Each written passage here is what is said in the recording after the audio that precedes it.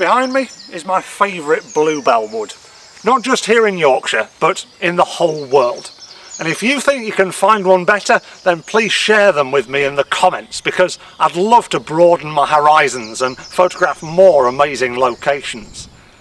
If you join me today on my annual pilgrimage to photograph this majestic place, then I'll not only reveal its location, but I'll also share with you 5 mistakes that many photographers make when they're photographing bluebells, and how you can avoid making them yourself. So let's go and take a look. When you're walking through a spectacular bluebell wood, it can be quite easy to get overawed by the beauty as it appears to our human eye. But as many of us know, it's very difficult to translate that beauty into a photograph using our camera. That's usually because of one of 2 things, and by correcting the first thing, you won't make our first mistake.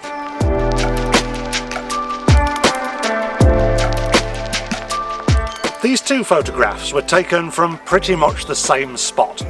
The only difference is the one on the left was taken from eye level and the one on the right was from a lower angle.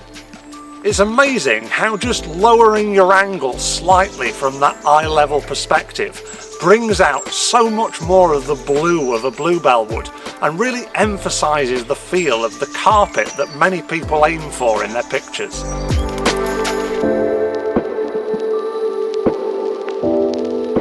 Another reason people find it difficult to translate the beauty of a bluebell wood into their photographs is that they miss off one very vital element, and that is a subject. You might look around and think, well, hang on a minute, Tom, surely the bluebells are our subject, there's plenty around. Yes, they are, but ideally we need something else, something that's going to stand out and say, look at me, and maintain people's interest in our photograph. Instead of having a blank canvas of lots of messy trees that are going to draw the eye from one place to another, we need to pick out something that's going to resonate with our viewers. It could be a single bluebell that stands out amongst the rest, or an interesting tree that frames the rest of the woodland landscape. Just by including something like this, you're going to gravitate people's attention to that one thing. The bluebells are still going to shine because they are part of your composition, but you're just helping people to nudge them in the direction of where you want them to look, and that's going to really lift your bluebell shots.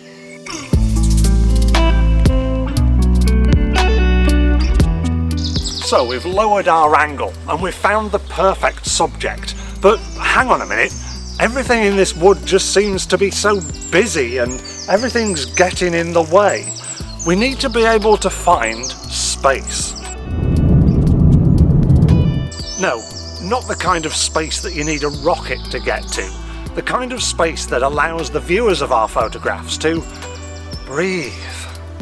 The best way to achieve this is to leave space at the edges of your frames, not using the trees as some kind of barrier, because this will often draw people's eye to the edge of the frame rather than channeling them inwards, which ideally we want to do.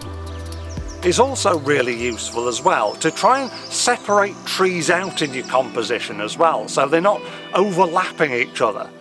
Because they're the same tone and colour a lot of the time, they'll just flatten the composition down and stop the eye from getting to where you want it to go. So make sure that you use trees as visual stepping stones to guide people through the composition, not just stick them on the horizon line and hope they won't be noticed. Use them constructively and allow people to breathe.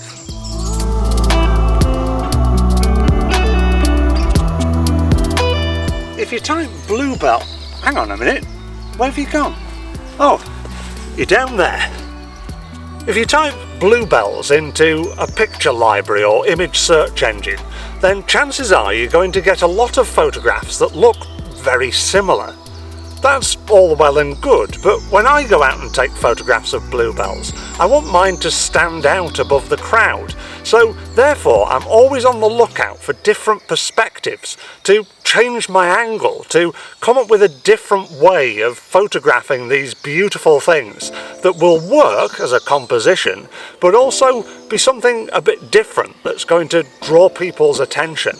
Here are a few shots that I've taken on my trip around the wood today. And although they're different, I hope you'd agree that they work in a strange sort of way.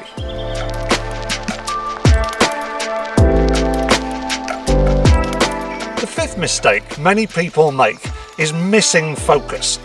Okay, if you're missing focus this much, you're probably doing something very wrong. But if we pull our focus back to our bluebells, then you'll also see that even though the bluebells appear mainly in focus, sometimes you'll get little petals that fall out and you think, oh, that's really frustrating, why isn't everything in focus? The truth is, many photographers will use too wide an aperture for close-ups and too narrow an aperture for woodland landscapes. Depth of field not only works with f-stops and aperture values, it also works in terms of the distance you are from the thing that you're photographing and the distance between that thing and its background. So no matter what aperture f value you have, if you're really closely focusing on that one subject, then your depth of field is still going to be quite narrow. Therefore, you need to narrow your aperture down when you are close up to something, because you'll still get a shallow depth of field with the background out of focus, but you'll get the whole flower in focus. And when you're taking photographs of woodland landscapes, it also pays to widen your aperture, so instead of that woodland busyness taking over, you can draw people into that subject that you've selected by pulling that depth of field shallower, so the eye doesn't travel too far into the shot and get overawed by the busyness. Many of you looking at these two photographs will think, hang on a minute Tom, you've got your aperture values the wrong way round. Surely the close-up has a wider aperture and the woodland landscape has a narrower aperture, just based on the depth of field that I'm seeing. But it just goes to show that sometimes we have to tweak these values to get the result that we want, and it's not often what we expect. So, by lowering your angle to make the most of that wonderful blue carpet, by selecting a subject that stands out and maintains people's interest in your photographs, by giving people room to breathe and not cluttering your compositions, by not following the rules all the time, breaking convention to create unique shots, and by aligning your aperture values in terms of where you want people's eye to be led and how much of the scene you want to be in focus, will really improve your bluebell photography. There is one more mistake that many people make, but I'll address that one in a moment. First of all, my location. Where is this magical place? So this is Rougemont Carr or Wheaton Woods, and as this very handily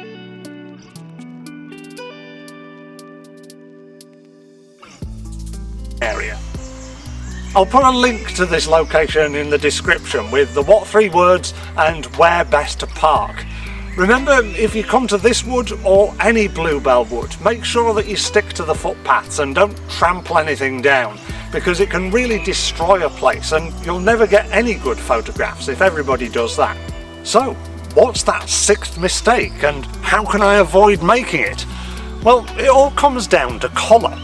I know that it might seem obvious given the name of what we've been photographing today, but the amount of photographs that I see of bluebells that look pink or magenta or completely vibrant iridescent blue, they all just look very false, and you think, well, hang on a minute, why have people got this so wrong?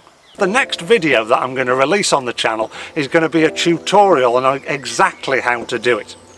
So make sure that you subscribe to the channel if you're not done so already, and click on that notification bell to be reminded when that video comes out.